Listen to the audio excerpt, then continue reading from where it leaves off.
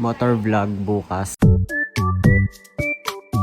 Hello so yung video bago na to, nung isang araw pa yun, hindi ako nakapag-motor kagahapon. Pero ngayon, makakapag-motor na ako.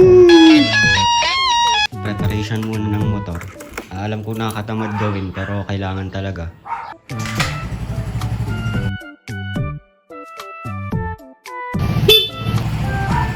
Ingay! Nakapag-intro na ba ako? Ano ba yung tsura ng mga intro ng mga motovloggers ngayon?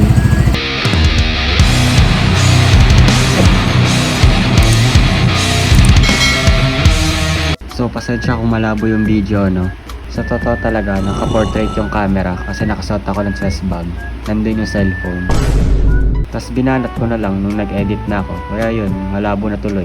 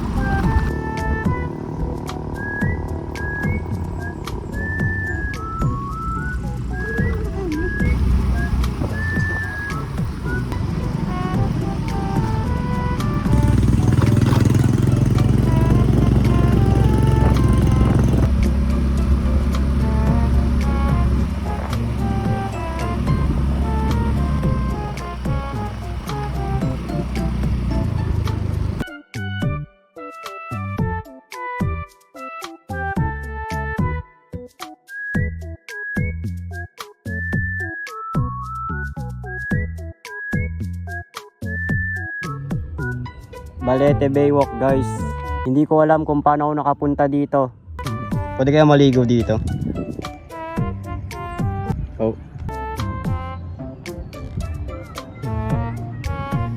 Naghihingalo na yung motor ko. Hindi ko nakikita pero ramdam ko na naghihingalo na siya. Sobrang init dito guys. Mga 400,500,050 degrees Fahrenheit or equivalent to 39 degrees Celsius. Huh?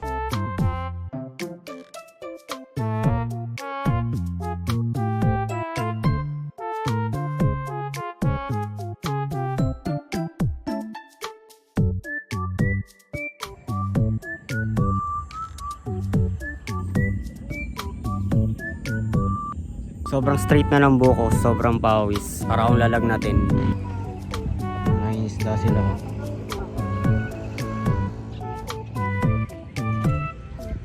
Baka mahuli ni kuya yung duckfish roll.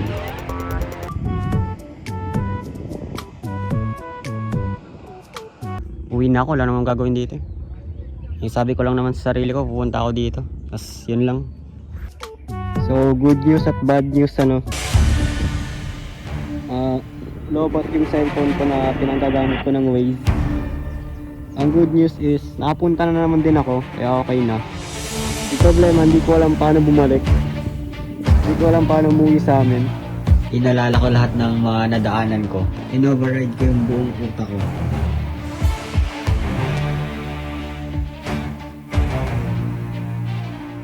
At ayun, habang patagal ng patagal ay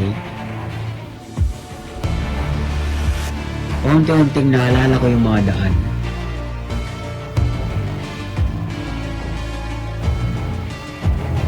Hanggang sa makabalik ako.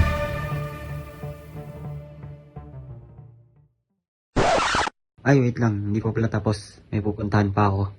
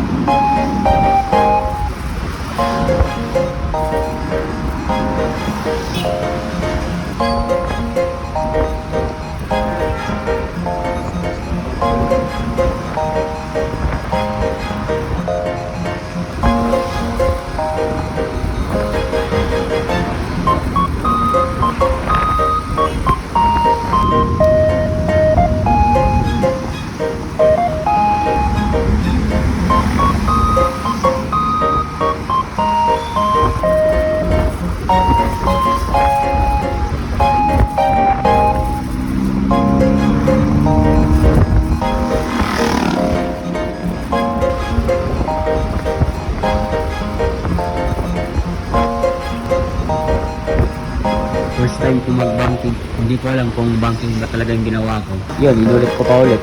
Mas tagilid na ng onte.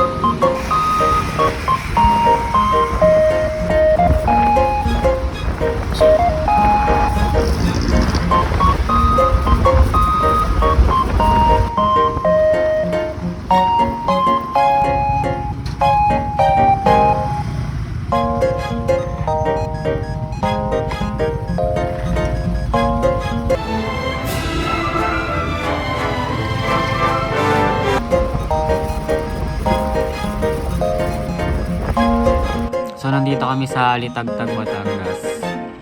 So, currently, ito na yung pinakamalayong lugar na napuntahan ko. Sana ito na yung pinakamalayong lugar na mapupuntahan ko.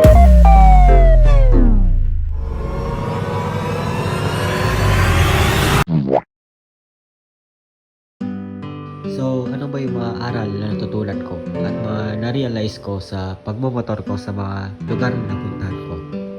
Yun, first time ko mag-long ride na ganun kahaba. Hindi ko naman din na-expect. Biglaan din kasi. Natutunan kong dumaan sa mga malalawak na kalsada. Marami sasakyan sa kaliwat kanan. Hindi mo alam may sasakyan pala sa blind spot mo. So far, so good. Nakaya na naman ng Mio Gear lahat ng mga napuntahan ko. Napansin ko na sobrang onti lang ng mga Mio Gear na video na nakikita ko.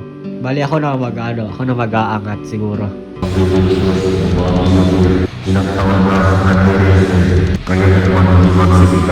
Napagtanto ko din na baka hindi talaga ako pwede maging vlogger. Paano ba naman, first time ko mag-vlog na nagsasalita, tas kita pa yung mukha ko. Baka hanggang video editor lang talaga ako. Kunin nyo na nga lang ako video editor. Sa kabuuan, masaya magmotor. Dapat safe ka nga lang.